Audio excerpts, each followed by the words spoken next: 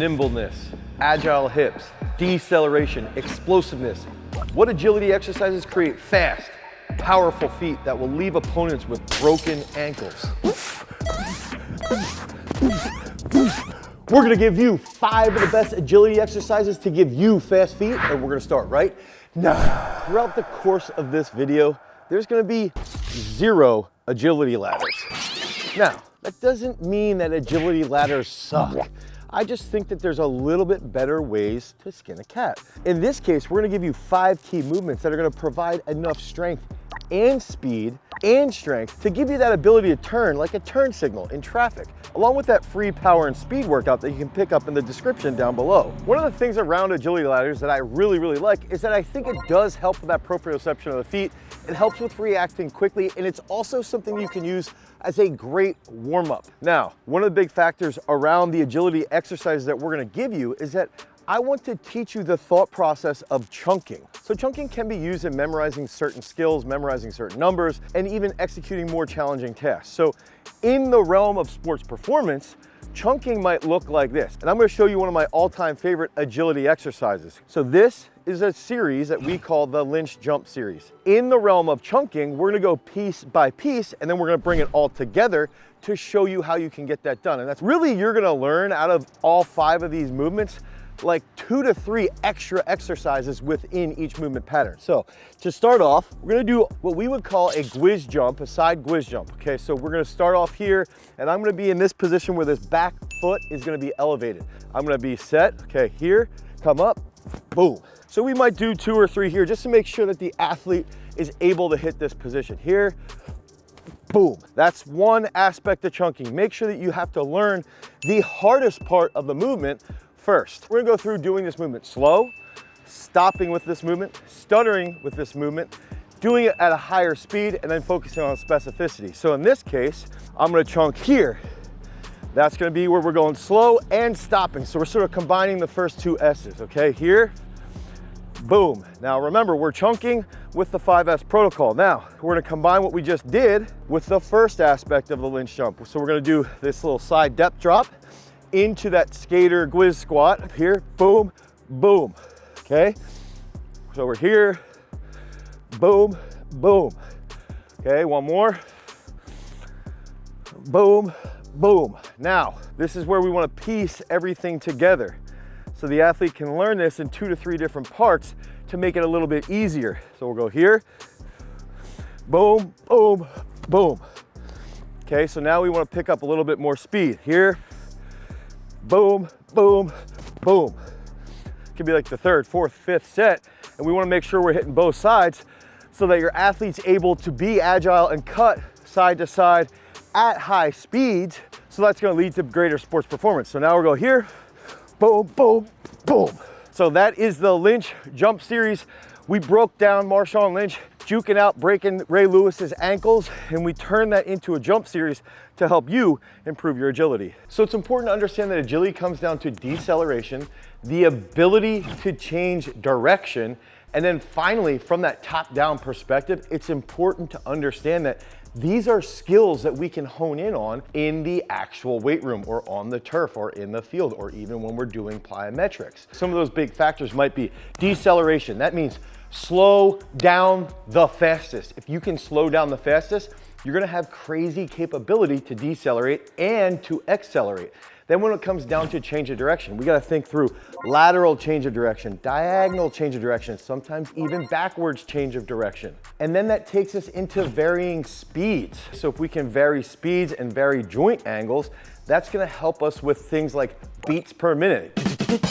Getting out of those cuts a little bit quicker or a little bit slower. And that even leads us into creating an illusion. Are we gonna go this way and then cut back and go the other way and then cut back again? Those are some really key aspects around agility that we need to define from that top-down perspective when we're trying to develop those specific skills. This next exercise is termed the throwers series of lateral jumps. One, this can be done bilaterally or unilaterally, which makes it a little bit more versatile. Two, it can be done in a setting where it's just a warm-up. But then, as you get really, really good at it, you can start using that on athlete day or even on impulse day, depending if you're using contrast methods. So this is an absolutely fantastic movement for setting up opponents, but also just for moving side to side. So what this would look like using that 5S protocol is going to be doing something like just going nice and slow to begin with. So we're here, boom, here, boom, here, back. Now, if you see, we did slow and we had that stop. So we went back, I'm gonna start again. We go here, stop, stop. I'm gonna just stutter, which is gonna be the third S. So now we have that stutter in. I'm gonna go back to the beginning. Now, I'm gonna use a little bit more speed, hopefully. This is gonna be where speed and specificity would be pretty similar. Specificity would be where if I've got a basketball player or even a wrestler or a running back and I'm using the throwers lateral series here, I would tell them to do that unilaterally. So we're gonna go here with higher speed, laterally here. Boom, boom, boom, boom, boom, boom, boom, boom, boom, boom. My shoe came untied. So you wanna go through this way, rest about a minute and a half, and then come back through. And if you feel like that's a little bit too long, you can time that. If it's about 20 seconds, 25 seconds, that should be okay. If it's a little long, take out 2 hurdles. It's easy. What I'm gonna do now is I'm gonna tie my shoe, and I'm gonna show you how to do that unilaterally. So when we're looking at unilateral training, I think that the one aspect I also wanted to touch on is that here, it's gonna be a little bit more taxing, so I would recommend keeping this more so on like an athlete day, on that plyometric day. So it would look like this, and I'll go through the little chunk series just to make sure. Here, boom, boom, boom, boom, boom, boom, boom, boom, boom. So you go boom, boom, right, boom, boom, right. And then you go back through right side, boom, boom, left lands, cuts back. So this is how you can use that unilaterally, bilaterally. Try and figure out with your specific athletes, what are they in more often? In most open skilled sports, they're gonna benefit from doing things more unilaterally. Okay, next exercise is going to be a side step up with a little twist, but I wanna walk you through, again, using chunking protocol and using those 5 S's. So if we think about going slow, right? Going slow would be here, boom, boom. Nice and easy, boom, boom. Now, that second one is a stop. So we're gonna go here, boom, boom, boom, boom. Then we're gonna throw in that stutter. So we go here, boom, boom, here, boom, boom, here. Now the next one is gonna be speed. So we wanna focus on here, boom, boom, boom, boom, boom, boom. And then finally, and this is gonna be where we're gonna add in specificity. So this band is pulling me this way. So when I would plant here, boom, boom, boom, boom, boom. We're feeling this, and you can really feel it light up your quad and your glutes here. I'm getting pulled down at a higher rate, right? And I'm planting here. Think about if I want to cross somebody up, that's what this is going to be training. So we're going to be planting, coming here, and then the interesting part is when we're trying to get just a little bit of that hip lock, we're gonna even feel that in our groin here. It's absolutely fantastic for agility, change of direction, which in turn is going to create that illusionary feeling for your opponent. And they're not gonna know which way you're gonna go because you're so skilled at all those different high speeds. So here, you do 5 sets of 4, work through those 5 S's, boom, boom, boom. 5 sets of 4 each side, focus on good speed, good action, and that's gonna help you be a little bit more elastic and in turn, more agile. We're gonna give away 1 free Swole shirt to anyone who, 1, make sure that you comment down below, 2, make sure that all your channel notifications are active to Garage Strength, and 3, show up to our Tuesday public live to find out if you won this sweet Swole shirt.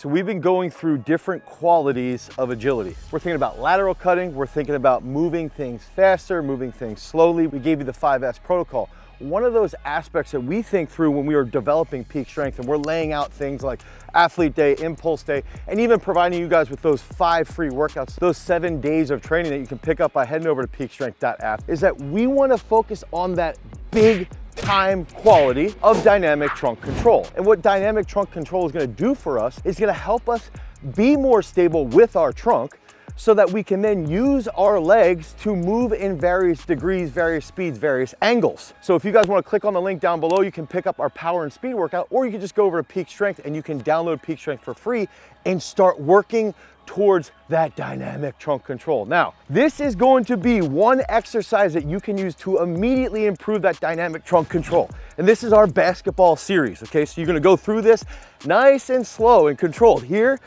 boom. And we wanna think about different degrees, different angles.